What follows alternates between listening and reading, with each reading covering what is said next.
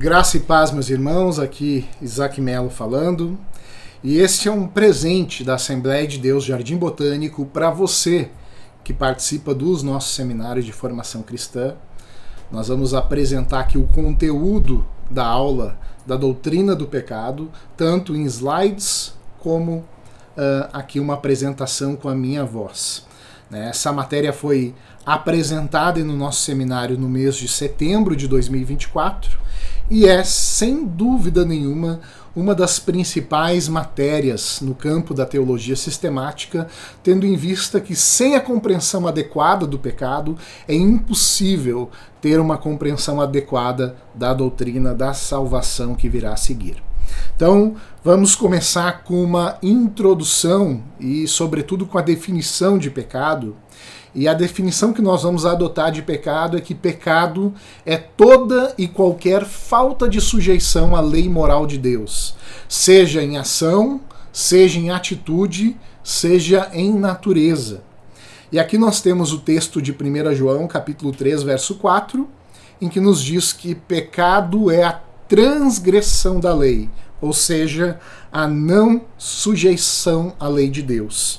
Essa definição bíblica precisa, meus irmãos, levar em conta a sua relação com Deus e a sua lei moral. Tá? Então, o pecado inclui não só ações individuais, como roubar, mentir, cometer homicídio, mas também inclui atitudes contrárias às que Deus exige de nós. Nós já conseguimos ver isso nos 10 mandamentos, que não só proíbem ações pecaminosas, mas também atitudes erradas. E aqui eu vou dar o exemplo do mandamento que nos ordena não cobiçar a casa do nosso próximo, não cobiçar a mulher do próximo, nem o seu servo, nem a sua serva, nem o seu boi, nem o seu jumento, nem coisa alguma do seu próximo. Êxodo capítulo 20, verso 17. Aqui, Deus especifica que o desejo de roubar ou cometer adultério também é pecado aos olhos dele. Isso nós temos de forma muito clara no Sermão do Monte. No Sermão do Monte, Jesus proíbe atitudes pecaminosas, como a ira, em Mateus 5:22, ou a cobiça, em Mateus 5:28. Paulo também vai arrolar atitudes como ciúmes, ira e egoísmo, como obras da carne, lá em Gálatas capítulo 5, verso 20. Obras da carne que são opostas aos desejos do Espírito. A vida que agrada a Deus, portanto, meus irmãos, é aquela que exibe pureza moral, não só em ações, mas também em seus desejos do coração. Na verdade, o maior de todos os mandamentos exige que o nosso coração se encha de uma atitude de amor para com Deus. A Bíblia vai nos dizer, Marcos capítulo 12, verso 30, o principal dos mandamentos é amarás o Senhor teu Deus de todo o seu coração, de toda a tua alma, de todo o teu entendimento e de toda a tua força. Assim, a definição bíblica especifica que pecar é não se sujeitar à lei moral de Deus, não só em ações, mas em atitudes e também na nossa própria natureza moral. Nossa própria natureza, que é aquele caráter íntimo, que é a essência daquilo que nós somos, também pode ser pecaminosa. E é isso que a Bíblia vai nos dizer com muita propriedade. Antes de nós sermos redimidos por Cristo, não só cometíamos ações pecaminosas e tínhamos atitudes pecaminosas, mas também éramos pecadores por natureza. E Paulo vai dizer isso de forma muito clara em Romanos capítulo 5, verso 8, quando ele diz que Cristo morreu por nós enquanto nós ainda éramos pecadores. Paulo diz mais, em Efésios capítulo 2, verso 3, ele vai dizer que nós éramos por natureza, percebam essa expressão, por natureza, filhos da ira como o restante da humanidade. E aqui, meus irmãos, nós vimos que o pecado, ele engloba ações, ele engloba atitudes e também alcança a nossa natureza. Isso aqui é muito importante. Ou seja, a nossa natureza, por si só, nos diz a palavra de Deus, é uma natureza pecaminosa. O que faz com que o descrente, por exemplo, mesmo dormindo, embora ele não esteja cometendo nenhum ato pecaminoso, nem nutra uma atitude pecaminosa ativa, ainda assim ele é pecador aos olhos de Deus. Ainda ele tem uma natureza pecaminosa que não se conforma à lei moral de Deus. É importante nós observar que essa definição enfatiza a gravidade do pecado. Nós percebemos pela experiência que o pecado é nocivo para nós e traz dor e consequências destrutivas para nós e para os outros atingidos por ele.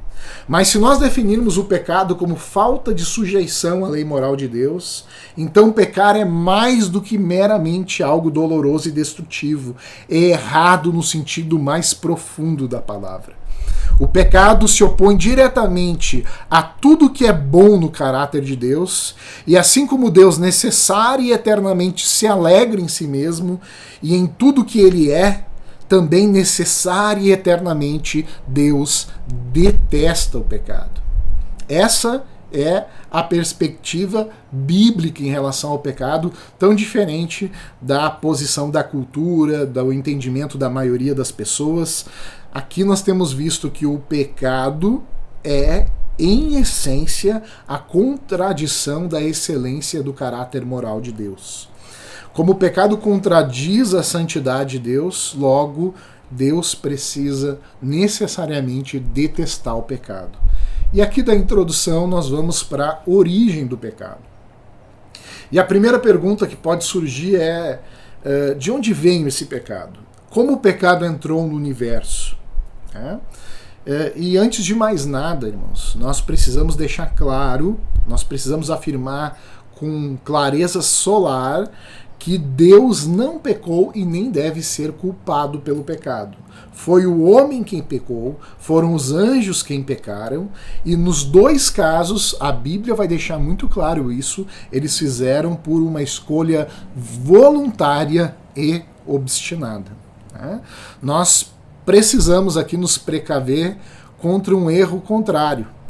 Seria errado dizer que há no universo um poder maligno que existe eternamente semelhante ao igual a Deus em poder. Dizê-lo seria corroborar o que se chama de dualismo supremo, a existência de dois poderes igualmente supremos, um bom e o outro mau.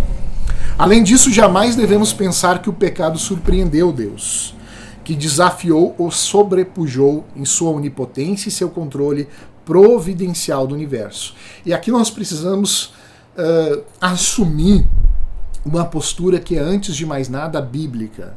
A Bíblia nos mostra que o homem pecou e que os anjos pecaram por sua própria decisão e rebeldia.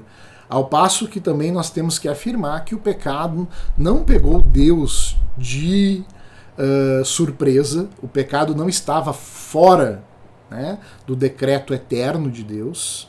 Então, evidentemente, Deus sabia de antemão que o homem iria pecar, Deus sabia de antemão a respeito do pecado angelical, contudo, Deus não pode jamais ser considerado, e aqui é importante, o autor do pecado. Nós temos que manter essa tensão que muitas vezes, eu confesso, é difícil de equalizar simplesmente de forma meramente intelectual, mas a Bíblia nos deixa bem claro essas duas verdades. Portanto, embora jamais devamos dizer que Deus pecou ou que ele deva ser culpado pelo pecado, nós precisamos afirmar que Deus faz todas as coisas conforme o conselho da sua vontade. Isso está lá em Efésios, capítulo 1, verso 11. E de acordo com Daniel 4,35, que Deus age conforme a sua vontade entre as hostes do céu e entre os moradores da terra. Não há quem possa deter a sua mão nem lhe dizer o que fazes. Então, diante disso, nós temos que entender que Deus ordenou que o pecado entrasse no mundo, mesmo que ele não tenha prazer nele e mesmo que tenha ordenado que o pecado surgisse por intermédio das decisões voluntárias de suas criaturas morais. Então, mesmo antes da desobediência de Adão e Eva, o pecado estava presente no mundo angélico, com a queda de Satanás e dos demônios, mas em relação à raça humana, a Bíblia vai nos mostrar de forma inequívoca que o primeiro pecado foi o de Adão e Eva no Jardim do Éden. Esse é o relato que nós temos em Gênesis capítulo 3, verso 1 a 19. O ato de comer aqui o fruto da árvore do conhecimento do bem e do mal é em muitos aspectos típico do pecado em geral. Em primeiro lugar, o seu pecado, o pecado de Adão e Eva, atingiu a base do conhecimento, pois eles deram uma resposta diferente à pergunta o que é verdadeiro. Embora Deus houvesse dito que Adão e Eva morreriam se comesse da árvore, a serpente afirmou: certamente não morrereis. Percebam que esse pecado, ele inequivocamente é um pecado contra a base de conhecimento, porque a serpente disse exatamente o oposto daquilo que Deus havia dito. Então, em primeiro lugar, o pecado atinge essa base de conhecimento. Em segundo lugar, o pecado de Adão e Eva atingiu a base dos parâmetros morais, porque deu uma resposta diferente à pergunta o que é certo.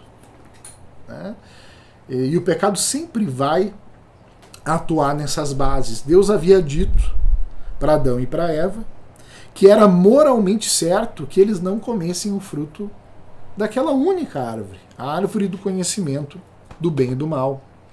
Mas a serpente, é isso que nós temos no relato bíblico, sugeriu que seria certo comer do fruto e que ao comê-lo Adão e Eva se tornariam como Deus.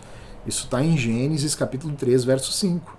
Portanto, o pecado traz ou dá uma resposta diferente à pergunta o que é certo. Deus de um lado, e aqui a serpente de outro lado, dando uma resposta diferente daquela que Deus havia dado. E em terceiro lugar, o pecado dá uma resposta diferente à pergunta: quem sou eu? A resposta correta era que Adão e Eva eram criaturas de Deus, dependentes dele e que sempre deveriam estar subordinados a ele, seu Criador e Senhor. Mas Eva e depois Adão sucumbiram à tentação de ser como Deus, tentando assim se colocar no lugar de Deus.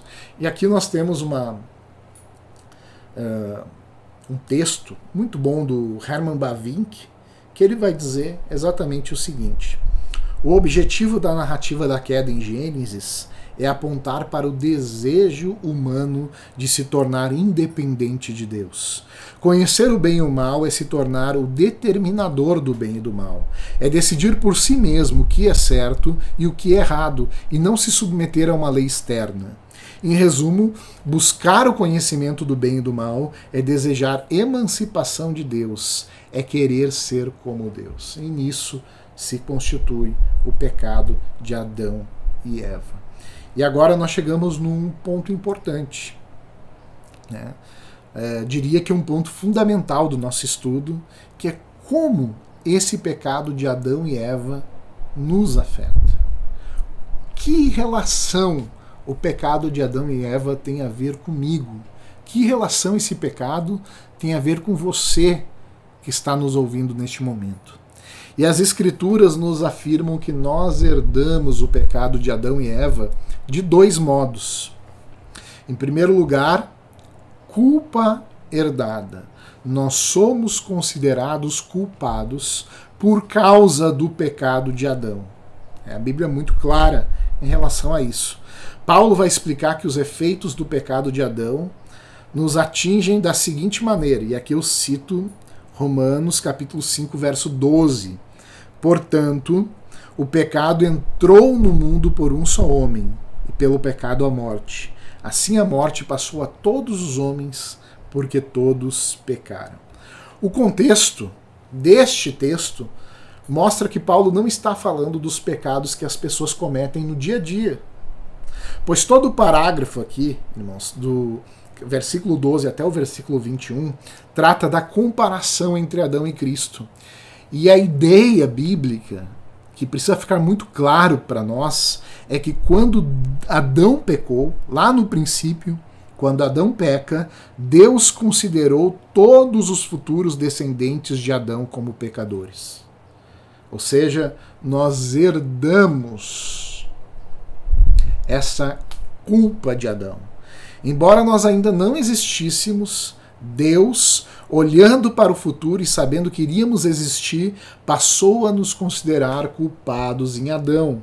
Essa ideia aqui, irmãos, também é compatível com a afirmação de Paulo em Romanos 5,8, quando vai dizer que Cristo morreu por nós enquanto nós ainda éramos pecadores. Aqui é óbvio, né? É muito claro que muitos nem existiam quando Cristo morreu, nós inclusive. Né? Ainda assim, Deus nos considerou como pecadores necessitados da salvação. E a conclusão a ser tirada destes versículos é que todos os membros da raça humana estavam representados por Adão no tempo da aprovação do Jardim do Éden. Adão era o nosso representante. E como nosso representante, nós dizemos que Adão era o nosso representante federal. E como nosso representante, Adão pecou. E Deus nos considerou culpados tanto quanto Adão. Isso é importante nós entendermos.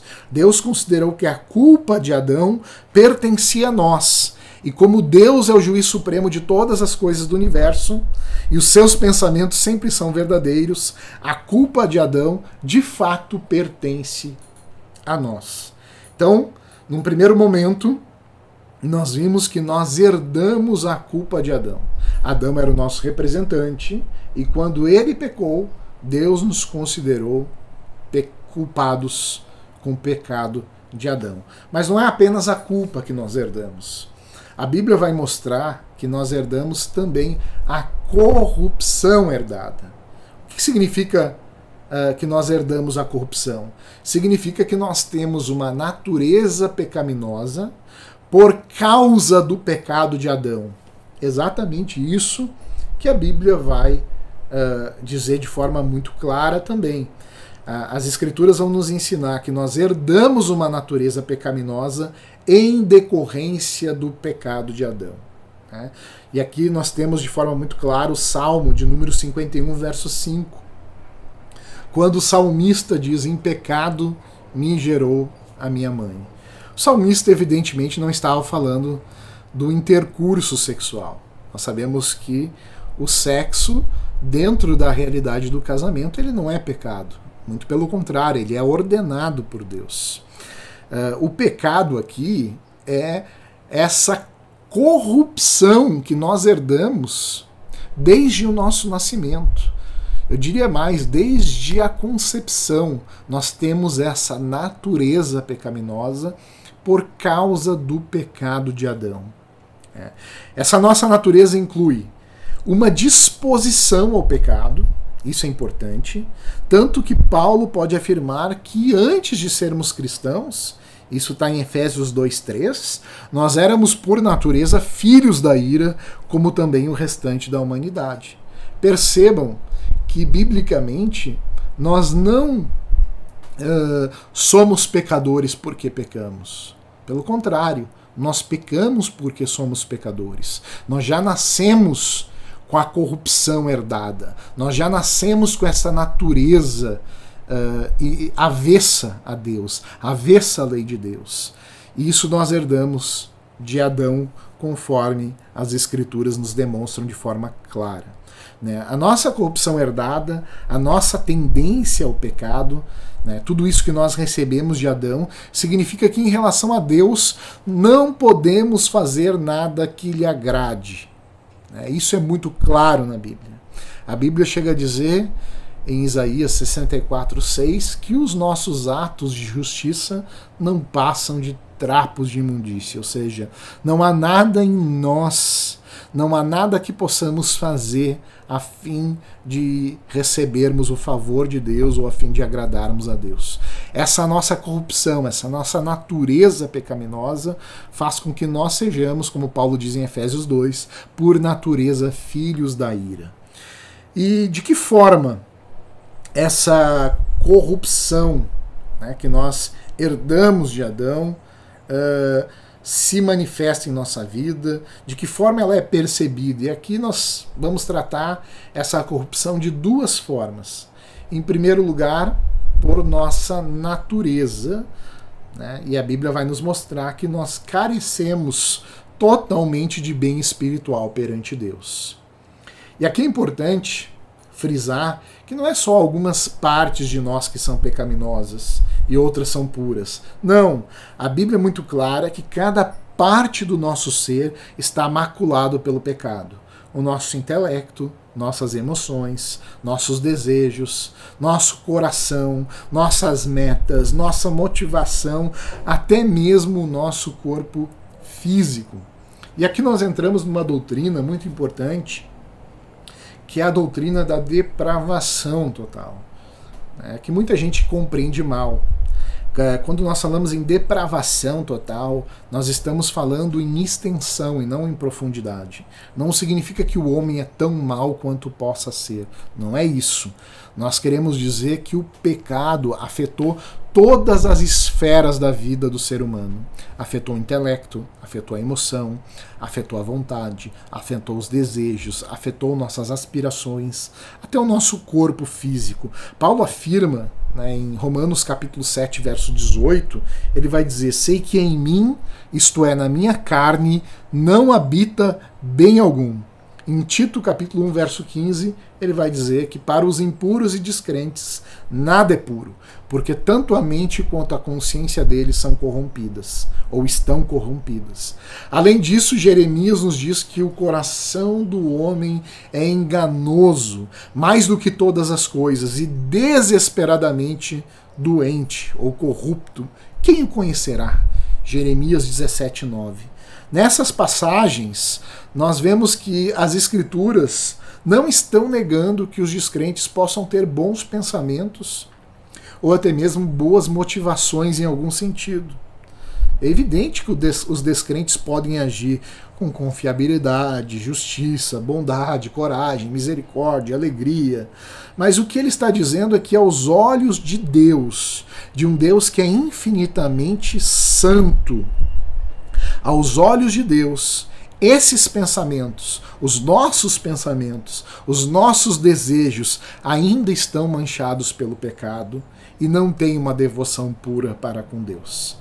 Nenhuma parte da nossa vida é completamente pura diante de Deus, porque o pecado nos afetou de tal forma que nós carecemos totalmente de bem espiritual perante Deus. E mais, nós temos uma natureza pecaminosa por causa do pecado de Adão, E a segunda consequência disso é que em nossas ações nós somos totalmente incapazes de fazer o bem espiritual perante Deus. Essa ideia está evidentemente ligada à ideia anterior. Não somente estamos desprovidos do bem espiritual, mas também estamos desprovidos da capacidade de fazer qualquer coisa que por si só agrade a Deus. E ainda da capacidade de nos aproximar de Deus por nossas próprias forças. Paulo vai dizer, Romanos 8:8, que os que estão na carne não podem agradar a Deus. Além disso, no que diz respeito a dar frutos para o reino de Deus, a fazer o que agrada a Deus, o próprio Jesus vai afirmar em João capítulo 15, verso 5, quando Cristo diz: sem mim nada podeis fazer. De fato, a Bíblia nos diz que os descrentes não são agradáveis a Deus, porque os seus atos não advêm da fé em Deus e do amor por Ele, e sem fé é impossível agradar a Deus. Percebam que Paulo está falando da época em que seus leitores eram descrentes. Ele diz para eles em Efésios capítulo 2, verso 1 e 2: vocês estavam mortos nas vossas transgressões e pecados, nos quais andastes no passado. Os descrentes estão num estado de servidão ou escravidão ao pecado. É isso que a Bíblia nos aponta. João capítulo 8, verso 34 diz que todo aquele que comete pecado é escravo do pecado.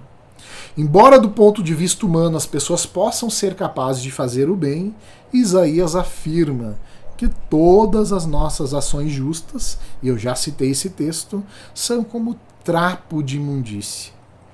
Percebam que nós temos um relato bem tenebroso da situação do homem natural, em Romanos capítulo 3, verso 9 a 20, quando Paulo vai dizer de forma muito clara que não há um justo, nenhum sequer, todos se extraviaram, se fizeram inúteis, não há quem faça o bem, não há um só.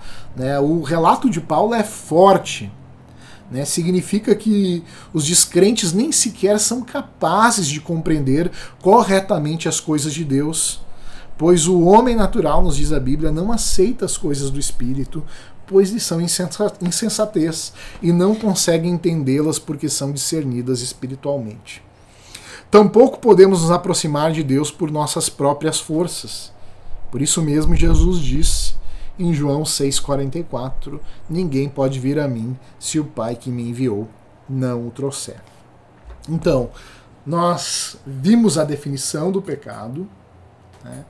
Vimos como o pecado entrou no mundo, e nós vimos como o pecado também nos afeta. Nós herdamos a culpa e a corrupção de Adão. E agora nós vamos nos pecados reais que nós cometemos. O pecado não só nos afeta no sentido de pecado herdado, não apenas herdamos a culpa e a corrupção, mas nós também pecamos efetivamente em atos, palavras, em ações, né? E a Bíblia vai mostrar claramente que todas as pessoas são pecadoras perante Deus. Né? Isso advém de várias passagens da Escritura que mostram que a humanidade, de forma geral, está debaixo do pecado. A humanidade, de forma geral, é pecadora perante Deus. E a Bíblia vai dizer em muitos textos, e eu vou dar aqui alguns como exemplo. Salmos de número 14, verso 3, o salmista vai dizer: todos se desviaram e juntos se corromperam, não há quem faça o bem, não há um sequer. Davi afirma também, Salmos de número 143, verso 2, que nenhum vivente é justo diante de ti, ou seja, diante do Senhor. Salomão também diz, em 1 Reis 8,46, né, e também Provérbios, capítulo 20, verso 9, que não há ninguém que não peque. No Novo Testamento nós temos uma argumentação extensa de Paulo em Romanos, do capítulo 1, verso 18, até o capítulo 3, verso 20, mostrando que absolutamente todas as pessoas, tanto judeus quanto gregos, são culpados perante Deus. João, é o apóstolo João, o discípulo amado, aquele que era especialmente íntimo de Jesus, disse que se nós dissermos que não temos pecado algum, enganamos a nós mesmos e a verdade não está em nós. Porém, se confessarmos os nossos pecados, Ele é fiel e justo para nos perdoar os pecados e nos purificar de toda injustiça. Se dissermos que não temos cometido pecado, nós o tornamos mentiroso e a sua palavra não está em nós. Ou seja, toda a humanidade não apenas herda a culpa e a corrupção, como efetivamente peca. Não há absolutamente nenhuma pessoa, exceto o Senhor Jesus Cristo, que consiga viver sem pecar, sem quebrar a lei de Deus. Né? Então, aqui nós chegamos num ponto importante. Né? Nós vimos a definição de pecado, nós vimos até aqui como o pecado entrou no mundo, né? Tanto no mundo angelical, através de Satanás e os anjos, quanto no nosso mundo, através de Adão e Eva. Nós vimos que herdamos essa corrupção, essa culpa, que efetivamente cometemos atos pecaminosos.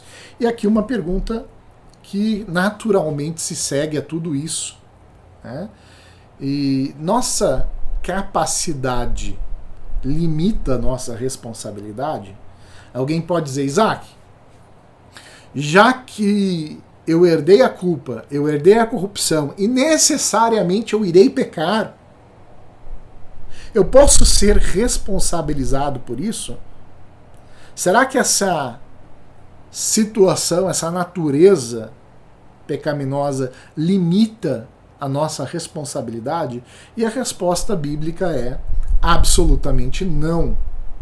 Não, não e não. A verdadeira medida da nossa responsabilidade, da nossa culpa, não é a nossa capacidade de obedecer a Deus, mas é a perfeição absoluta da lei moral de Deus e a própria santidade dele. E aqui nós temos um texto desafiador, né? Mateus 5,48. Sede, pois, perfeitos, assim como perfeito é o vosso Pai Celestial. Assim, mesmo sendo incapazes de obedecer à lei de Deus, nós somos plenamente responsáveis por nossas transgressões. Ou seja, a nossa capacidade não limita a nossa responsabilidade. O ser humano é responsável pelos pecados que ele comete diante de Deus. E aqui uma outra pergunta: se existem graus de pecado. Alguém pode perguntar ou ter uma curiosidade em querer saber se alguns pecados são piores do que outros. E aqui a resposta pode ser tanto respondida de forma afirmativa quanto negativa, dependendo do sentido pretendido. No sentido de culpa legal, só um minutinho aqui que eu avancei, no sentido de culpa legal, a nossa posição legal perante Deus, que é o que vai tratar a culpa legal, qualquer pecado, mesmo aquele que pareça um pecado leve, nos torna legalmente culpados perante Deus. E aqui que Tiago vai dizer que se alguém observa toda a lei e tropeça em um só ponto, é culpada por toda a lei de Deus. Ou seja, no sentido da lei de Deus e da nossa culpa legal, qualquer pecado nos torna condenáveis, dignos do castigo. Adão e Eva aprenderam isso no Jardim do Éden, em que Deus lhes disse que um só ato de obediência resultaria... Adão e Eva aprenderam isso no Jardim do Éden, quando Deus disse que um só ato de desobediência resultaria na pena de morte. Paulo afirma que o juízo, em decorrência de uma só transgressão, trouxe condenação. É o que ele vai dizer em Romanos capítulo 5, verso 16.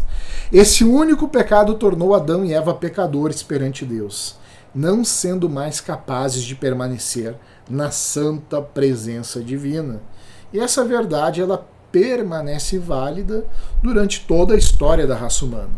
Paulo, vai citar Deuteronômio capítulo 27, verso 26, lá em Gálatas 3,10, ao dizer que maldito todo aquele que não permanece na prática de todas as coisas escritas no livro da lei.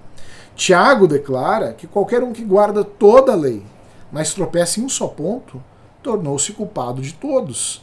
Pois aquele que disse não adulterarás, também ordenou não matarás. Ora, se não adulteras, porém matas, torna-te a ti mesmo transgressor da lei. Portanto, no que diz respeito à culpa legal, todos os pecados são igualmente maus. Todos os pecados nos tornam legalmente culpados perante Deus e nos constituem pecadores. Agora, evidentemente, as consequências na nossa vida e no nosso relacionamento com Deus, elas são diferentes entre um pecado e outro.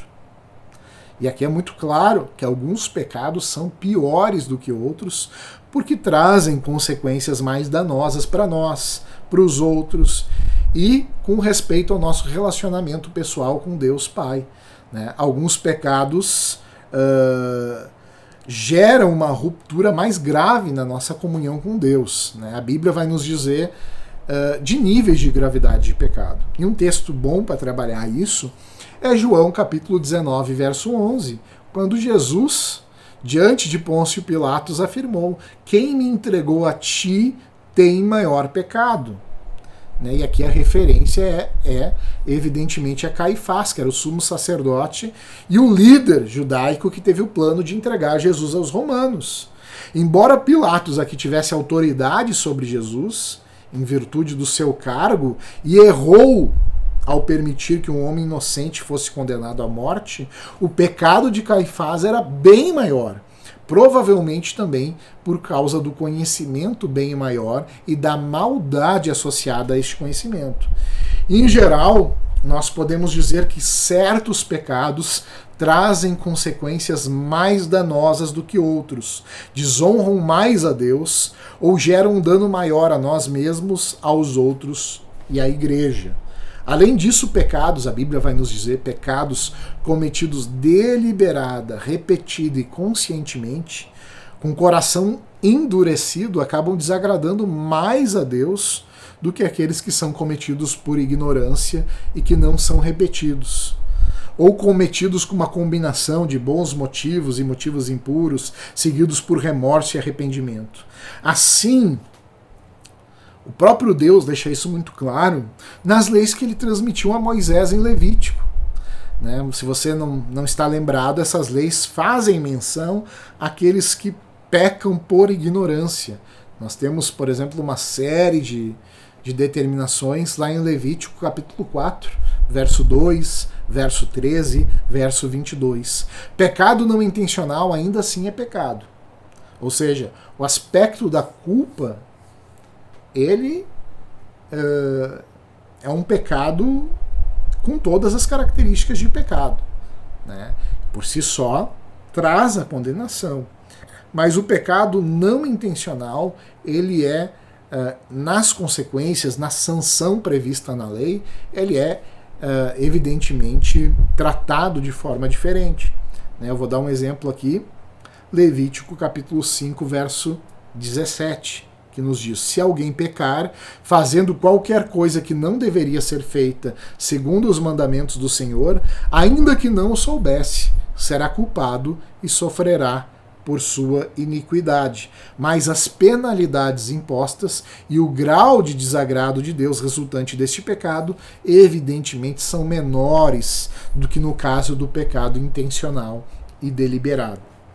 Então, a diferença que as Escrituras fazem dos graus de pecado tem efetivamente um efeito positivo. Primeiro, ajuda-nos a saber em que aspectos nós devemos nos esforçar mais a fim de crescer em santidade. Segundo, ajuda-nos a decidir se o melhor é simplesmente ignorar um erro menor de um amigo ou familiar, ou então conversar com essa pessoa sobre algum pecado mais evidente. Em terceiro lugar, essa diferenciação pode nos ajudar a decidir se é apropriado exercer a disciplina na igreja e proporciona uma resposta à objeção que às vezes se faz contra o exercício da disciplina, no qual as pessoas geralmente dizem: somos todos culpados de pecado, portanto não devemos nos intrometer na vida de ninguém. Embora, evidentemente, todos sejamos culpados de pecados, a Bíblia vai deixar bem claro isso. Alguns pecados prejudicam tão gravemente a igreja e a relação dentro dela que precisam ser abordados diretamente. Quarto, essa diferença também pode nos ajudar a compreender que há certa base para os governos civis estabelecerem leis e penalidades para coibir determinados erros, como homicídio ou roubo, mas não para outros, como ira, ciúme, ganância ou uso egoísta dos bens. Não é incoerente dizer que alguns erros exigem punição civil, mas nem todos. Então, evidentemente, em relação às consequências do pecado, há uma diferença entre diversos tipos de pecado. Todos os pecados, por si só, carregam a culpa, merecem a punição, são, vamos dizer assim, uma ofensa ao caráter de Deus, mas é claro que as consequências serão diferentes. E agora, o que acontece quando um cristão peca? Já vimos a natureza do pecado, o conceito de pecado. Vimos que o pecado ele tem uma gravidade. Vimos que nós herdamos esse pecado, que nós somos responsáveis por nossos pecados. Mas agora nós entramos numa parte um pouco mais delicada, que é o que acontece quando um cristão peca. E aqui a primeira questão, e é importante isso, só um minuto aqui, nossa posição legal perante Deus fica inalterada. Isso aqui é importante. O cristão não perde a salvação porque ele pecou, né? Tem gente que vive uma vida cristã esquizofrênica, acha que ora está salvo, ora está perdido, vai depender muito da relação psicológica da pessoa no momento, mas não é assim que a Bíblia nos fala. A nossa posição legal perante Deus, quando pecamos, fica inalterada. Ou seja, quando o cristão peca, né, a sua posição perante Deus é a mesma. Ele ainda assim é perdoado. E aqui a Bíblia é muito clara. Romanos capítulo 8, verso 1. Já não há, portanto, condenação alguma para os que estão em Cristo Jesus. A salvação não se baseia em nossos méritos, mas é uma dádiva gratuita de Deus. E a morte de Cristo, sem dúvida alguma, expirou todos os nossos pecados, tanto os pecados do passado, quanto os do presente e até mesmo os do futuro. Cristo morreu pelos nossos pecados, é o que Paulo vai dizer em 1 Coríntios 15, 3. Sem distinção. Em termos teológicos, nós podemos dizer que ainda conservamos a nossa justificação. Ou seja, um cristão, quando peca, ele não perde a sua salvação, ele não perde a posição de justificado. Né? Porém, né, nossa comunhão com Deus é interrompida e a nossa vida cristã é prejudicada. Quando nós pecamos, ainda que Deus não deixe de nos amar, ele fica descontente conosco. Isso é muito claro. Paulo afirma que os cristãos podem entristecer o Espírito de Deus. Efésios capítulo 4, verso 30. Quando pecamos, nós causamos pesar a Deus e ele fica descontente conosco. E aqui eu quero trazer uma citação da Confissão de Fé de Westminster. Ela afirma o seguinte: embora eles, está falando dos cristãos aqui, nunca possam cair do estado da justificação, poderão, contudo, por seus pecados, incorrer no desagrado paternal de Deus e ficar privados da luz da sua graça, até que se humilhem, confessem os seus pecados, peçam perdão e renovem sua fé e seu arrependimento. Então, nossa posição diante de Deus permanece inalterada. Contudo, nós, ao pecarmos, nós desagradamos a Deus. Nós trazemos pesar a Deus. Nossa comunhão com Deus sofre, ela é interrompida, prejudicada. E aqui uma questão muito importante, que nós não podemos passar ao largo, que é o perigo dos frequentadores de igreja não convertido. É uma vida de pecado deliberado, é uma forte evidência de que possivelmente essa pessoa não se converteu, de que possivelmente não houve uma obra de salvação na vida de um determinado indivíduo. Isso é importante. Nós não podemos presumir que todas as pessoas que estão na igreja são salvos. Embora o cristão genuíno que peca não perca a sua justificação ou adoção, convém deixar bem claro aqui que a mera associação a uma igreja evangélica e a mera conformidade exterior aos parâmetros cristãos não garantem salvação. Uma conduta persistentemente desobediente a Cristo, aliada à ausência dos elementos do fruto do Espírito, é um sinal de alerta de que a pessoa provavelmente não é genuinamente cristã, de que provavelmente não houve uma fé sincera desde o início e que não ocorreu a obra regeneradora do Espírito Santo. Uma conduta contumaz de crescente desobediência a Cristo deve ser considerada razão para duvidar de que a pessoa em questão seja efetivamente cristã. Aqui um alerta, Paulo vai dizer isso em 2 Coríntios 13, se não me foge a memória o versículo 5, que nós devemos examinarmos se é que nós permanecemos na fé. Ou seja, O simples fato de sermos membros de uma igreja, de termos sido batizados, de frequentarmos uma igreja, não é, de maneira alguma, uma prova definitiva da nossa salvação. Não. Então, uma vida contumaz de pecado, de desobediência, de um fruto que não condiz com o fruto do Espírito, pode ser um sinal de que não houve uma regeneração na vida de determinada pessoa. E aqui nós vamos passar, por fim, ao castigo do pecado.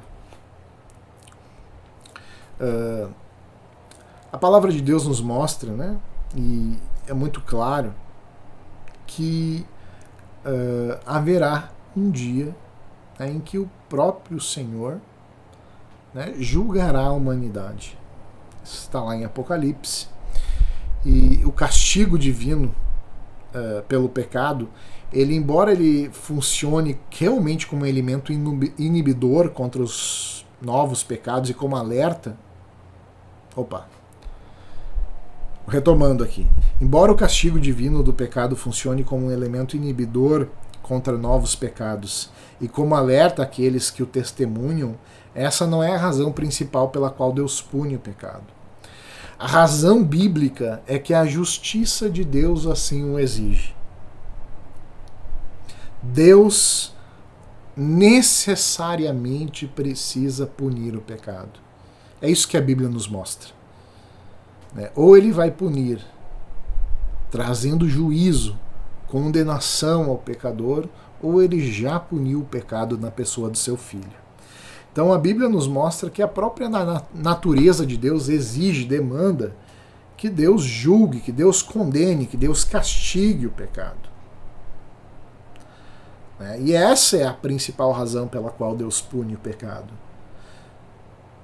Ele é o Senhor que pratica misericórdia, justiça e retidão na terra. Porque dessas coisas me agrado, diz o Senhor.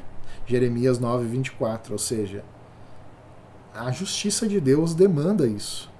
Demanda que ele exerça essa justiça. Demanda que ele aplique a sua ira contra o pecado. E aqui, meus irmãos, nós temos na cruz a mais clara demonstração da razão pela qual Deus castiga o pecado. Se ele não castigasse o pecado, ele não seria um Deus justo.